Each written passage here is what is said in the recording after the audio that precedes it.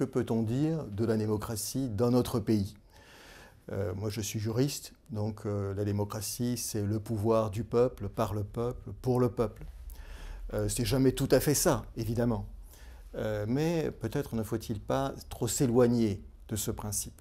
Or, aujourd'hui, et c'est une évidence, on a le sentiment qu'on s'éloigne de ce principe. Pourquoi? Parce que lorsqu'on vote pour un parti politique, on a le sentiment que ce parti politique va non pas accomplir ses promesses, mais qu'il va raisonnablement essayer de les suivre. Et ensuite, il se confronte à la réalité, il se confronte à l'actualité, et une autre élection survient pour sanctionner cela. Et depuis un certain temps, et je dirais même de plus en plus, ce principe ne joue plus. Je crois qu'il y a un moment historique, qui est le moment du référendum européen, du référendum sur le traité constitutionnel en 2005. Le peuple a voté non. On peut aujourd'hui encore discuter sur le point de savoir s'il devait le faire. Il a voté non. Et 2 ans plus tard, c'est le même texte qui est voté avec quelques subtilités juridiques. C'est le même texte qui est voté par le Congrès.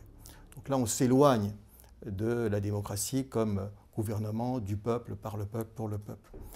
Je dirais aussi qu'un certain nombre de décisions surdéterminent la démocratie. On voit bien que les décisions qui sont prises, notamment dans l'Union européenne, sont des décisions qui sont surdéterminées par les groupes de pression, par les lobbies, et que le peuple a éventuellement la possibilité, par la voix de ses parlementaires, de dire quelque chose. Mais c'est là quelque chose de très relatif. Alors, ce que je pense de la démocratie, c'est que c'est un système qui ne peut pas exister sans que les citoyens s'intéressent et s'impliquent.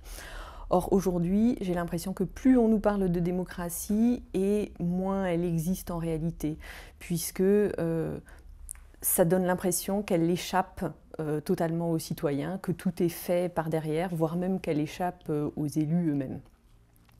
On voit bien que les entreprises, les organisations professionnelles, les syndicats, etc. ont tout un système pour entrer en contact avec les élus, pour faire passer les messages qu'ils ont à faire passer, et que de l'autre côté, les citoyens ne s'organisent pas de la même façon pour lobbyer, pardon pour le terme, mais avec les mêmes méthodes qu'ont les entreprises.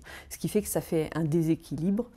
De plus, j'ai l'impression que nos élus ne travaillent pas suffisamment, et du coup, ils sont très sensibles à ce lobbying, aux arguments, aux travaux préparés par cette partie-là du pouvoir, ce qui leur évite d'avoir à réfléchir eux-mêmes.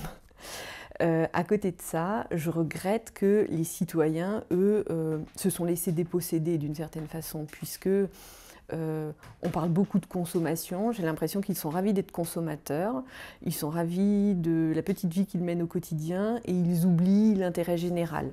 La démocratie, c'est travailler pour que la société vive bien ensemble, mais s'il y a une partie de cette société qui ne joue pas le jeu, il y a un moment, c'est déséquilibré, il ne faut pas se plaindre de la situation dans laquelle on est. On a un peu le système qu'on mérite.